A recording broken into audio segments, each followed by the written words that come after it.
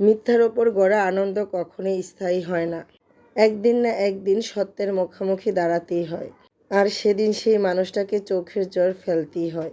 সত্য দেরিতে এলেও তার বিচার কখনো ভুলে যায় না, বিফলেও যায় না। আসসালামু আলাইকুম, সবাই কেমন আছেন? আশা করি সবাই খুব ভালো আছেন। আলহামদুলিল্লাহ আমিও ভালো আছি। আজ যে দ্বিতীয় রোজার ইফতার করলাম আলহামদুলিল্লাহ। তো গতকালকে অর্ধেকটা বেল শরবত করেছিলাম, কারণ একদমই সময় ছিল না। সময়ের এত কম ছিল, তাড়াহুড়া করে অর্ধেক বেল শরবত তৈরি করেছিলাম, আর বাকি অর্ধেকটা ফ্রিজে রেখে দিয়েছিলাম। ইফতারের প্রায় সময় হয়ে গেছে, তো আমি ঝটপট করে বেলের শরবতটা তৈরি করে নিচ্ছি, কারণ আমার বাচ্চারা আবার বেলের শরবতটা অনেক বেশি পছন্দ করে।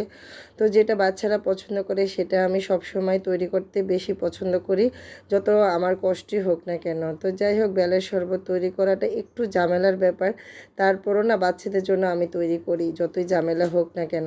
তো যাই হোক, এত লোভনীয় হয়েছে, আর কালারটা কি সুন্দর আসছে দেখতে পাচ্ছেন। বেলের শরবতটা এত মজা হয়েছে।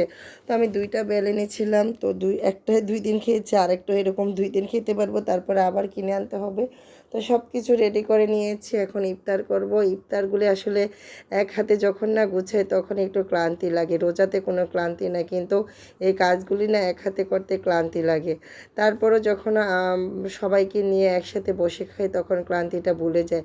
তো আজকে তেমন বেশি কিছুই তৈরি করিনি, ঝটপট করে একটু ডিমের চপ, আলুর চপ, ফুলকপির চপ, 2টা কাঁচামরিচের চপ তৈরি করলাম। আর দুপুরে রান্না বলতে আমি ইফতারের আগেই তৈরি করার আগে একটু সবজি রান্না করেছিলাম। বাসায় অনেকগুলি সবজি ছিল, তারপরে এই সবজিগুলি নষ্ট হয়ে যাবে, গাছ থেকে কিছু সবজি তুলে আমি রান্না করে নিলাম। তো রান্না করার টাইমে মনে হচ্ছিল এই সবজিগুলি দিয়ে ভাত খেতে কত ভালো লাগবে।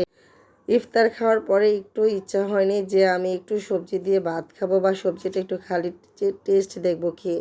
কিন্তু এটাই এরকম একটা অবস্থা, আমার ইফতার কিছু একটা খাওয়ার পরে আর কিছু খেতে ভালো লাগে না।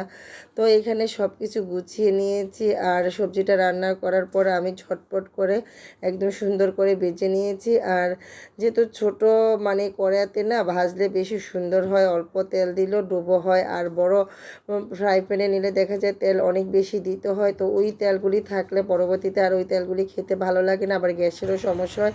তার জন্য আমি আজকে যেহেতু অল্প ভেজেছি, অল্প তেল দিয়ে পুরনো একটা কড়াইয়ের মধ্যে অল্প তেলের মধ্যে সুন্দর করে আলুর চপগুলি ভেজে নিয়েছি, একদমই মচমচা করকরা।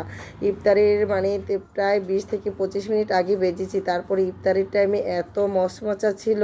তারপরে ডিমের চপ, তো এগুলো আমার ছেলের পছন্দ। আজকে আমি একদমই অল্প করে তৈরি করেছি, কারণ প্রথম রোজা গতকালকে অনেক বেশি তৈরি করেছিলাম, ওইগুলি ছিল আর খাওয়া হয়নি। তার জন্য আজকে একদমই অল্প তৈরি করেছি। অল্প তৈরি করলে না খেতেও ভালো লাগে, আর খাওয়া শেষ হয়েছে, অপচয়টা হয় না। তো যাই হোক, এই যে শরবতটা খাওয়ার পরে আর কিছুই খেতে ভালো লাগে।